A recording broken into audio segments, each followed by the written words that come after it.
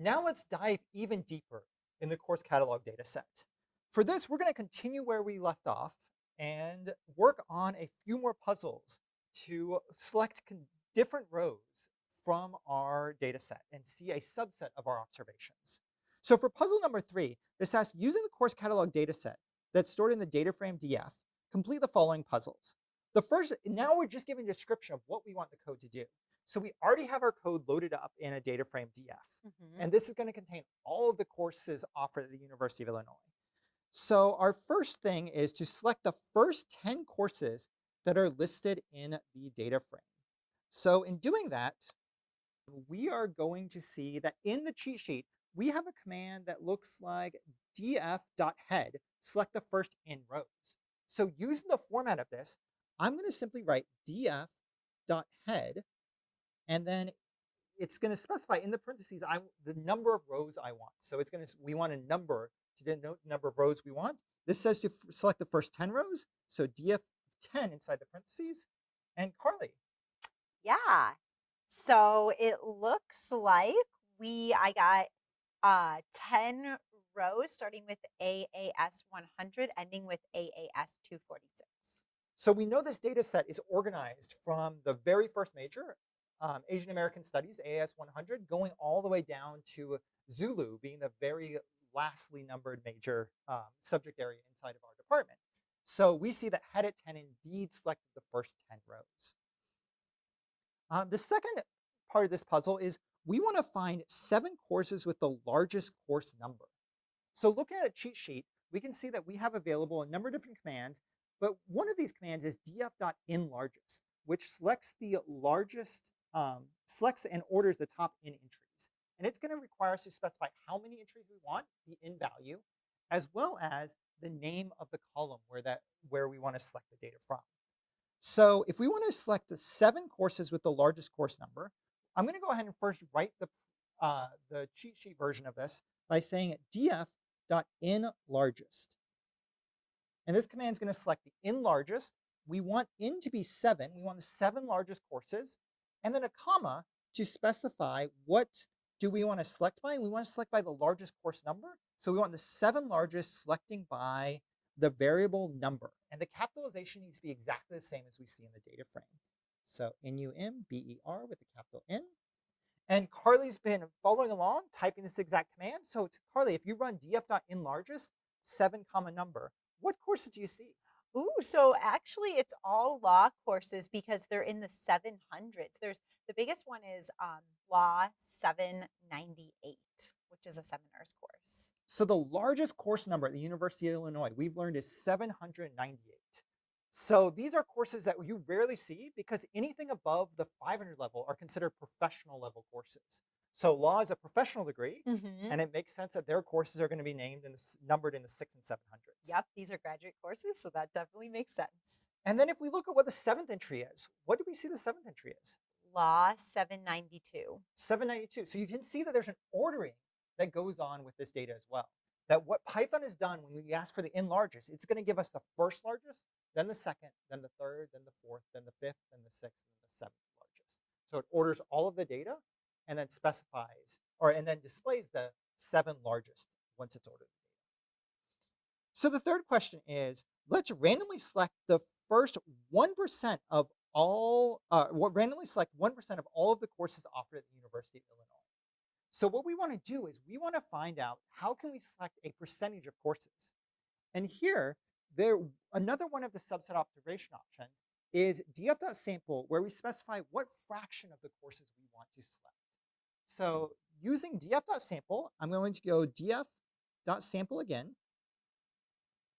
And then inside the parentheses, I'm going to specify the fraction, frac, and the fraction in computer science is we're always going to drop the percent sign. So we need to specify the decimal version of the fraction. So 1% in decimal notation is 0.01. So I'm going to write frac is equal to 0.01 to specify that I just want 1% of all of the data. So if I type df.sample frac of 0.01, I know that there were around 8,000 different courses offered at the University of Illinois in the fall of 2019. So I expect 1% to be around 80 courses.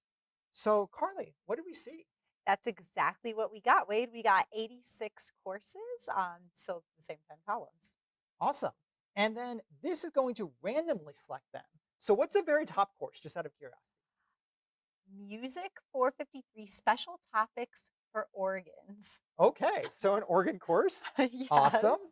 And then let's go ahead and rerun the same cell to just make Mhm. sure it's really random, because if something's random, it should be different every time you run it with a high probability.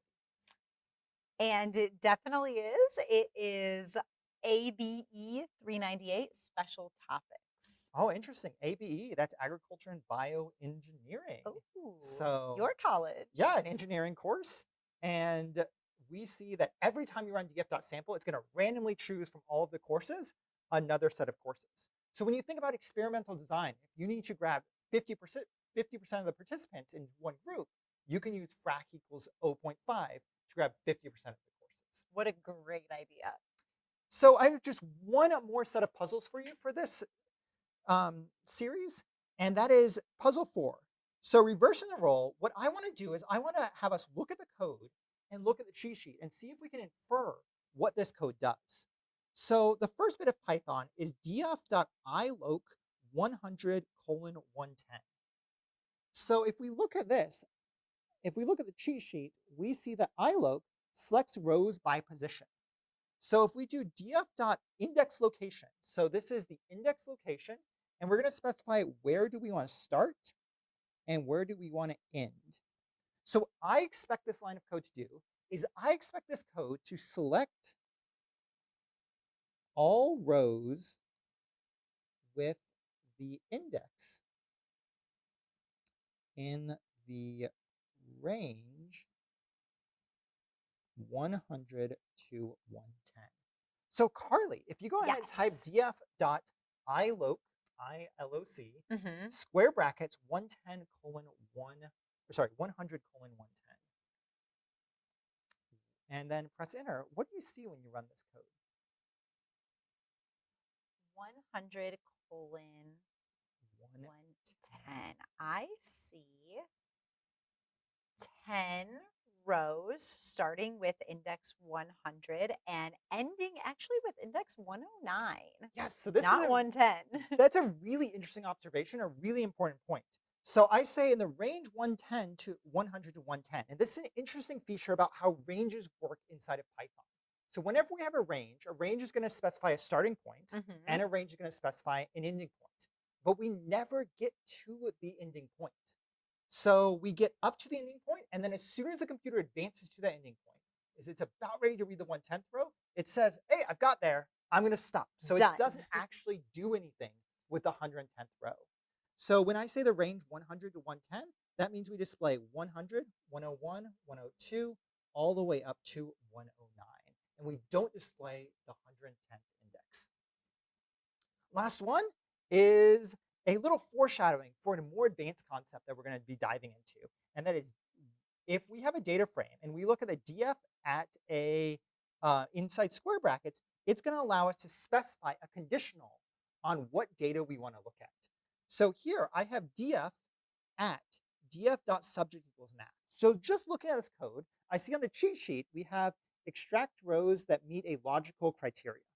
So the logical criteria says the subject is math. So I'm going to guess that this is going to select all rows where the course variable subject exactly matches the string math. So Carly, if you do df at df.subject double equals math, what do you see? I actually see 128 rows, all math classes, starting with math 002 and ending with math 599. Awesome. So what we know here is, was it 128? Is that what you said? Yes, 128 rows. So in the fall 2019, the University of Illinois had 128 different math courses that you could take as a student here. That's kind of crazy. That's a Ton lot. of different math That's too courses. And you can list all, and you can see all of them by selecting just the rows that offer math. Hopefully this gave you a little bit of an insight of the different kind of problems that we can start asking about data sets as we dive deeper and deeper into understanding how we can work with data and how we can select a subset of rows by either subsetting or by either selecting a number of rows based on a subset of data on a conditional or a fractional subset of data, or specifically a specific number of data randomly chosen.